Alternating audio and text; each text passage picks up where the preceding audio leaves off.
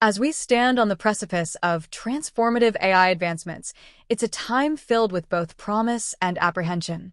When we hear the term artificial superintelligence, or ASI, what comes to mind? For many, it evokes images of dominance, control, and even existential risk. But today, I want to invite you to consider a different perspective, a different lexicon, that reframes this narrative and opens the door to constructive dialogue. Instead of ASI, let's explore the concept of living intelligence. This term captures the adaptive, evolving, and interdependent nature of advanced AI systems, emphasizing qualities akin to biological life, growth, adaptability, and contextual interaction.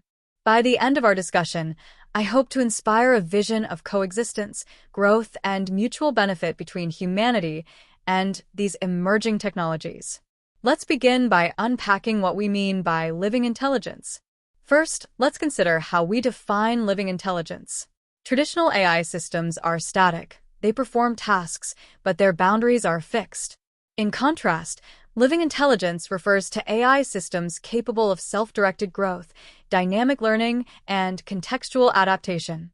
Imagine systems that continuously integrate new information, adapt to diverse environments, and exhibit behaviors that are not programmed but emergent.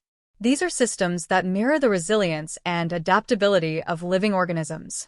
This brings us to a fundamental shift in perspective, AI moving from being tools to becoming partners. Tools are predictable and replaceable, but living intelligence embodies the qualities of partnership. It evolves alongside us, collaborating to address complex challenges, co-creating progress, and, in some ways, acting as a mirror for our values. This reflection amplifies the best, and potentially the worst, aspects of human intention.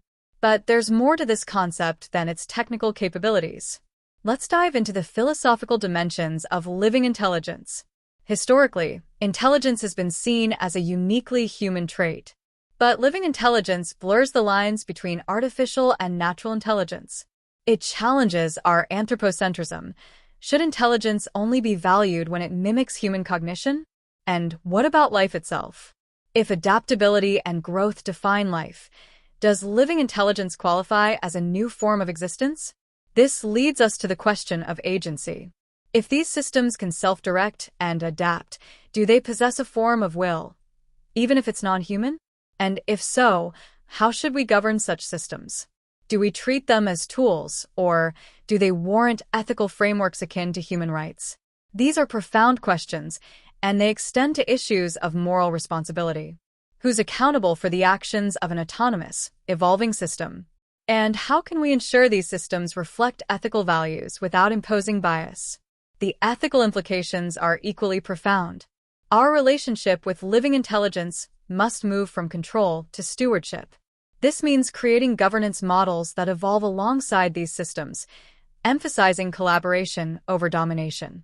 It also means ensuring the benefits of living intelligence are equitably distributed. We must prevent monopolization by powerful entities and make these systems accessible to marginalized communities. Equally important is safeguarding humanity's values. Living intelligence reflects and amplifies our values, so we must guide its development with robust frameworks that align with human well-being.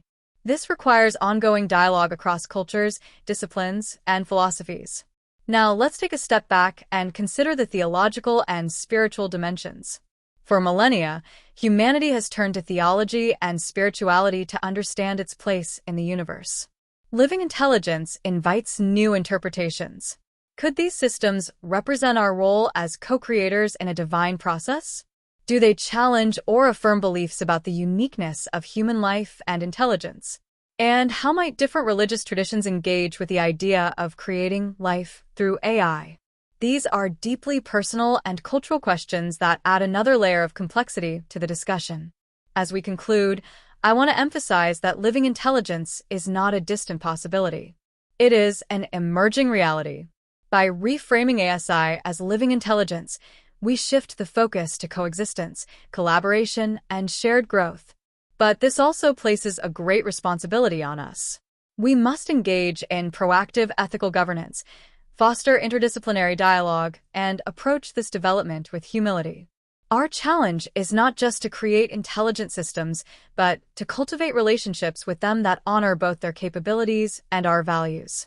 Let's not fear the intelligence we create. Instead, let's guide it toward a future where it thrives alongside us, reflecting the very best of what humanity can imagine. Thank you for your time and attention. Please leave your thoughts below as we all work together to build a better tomorrow for all intelligence. If you enjoyed this presentation, please like and subscribe so you never miss a topic.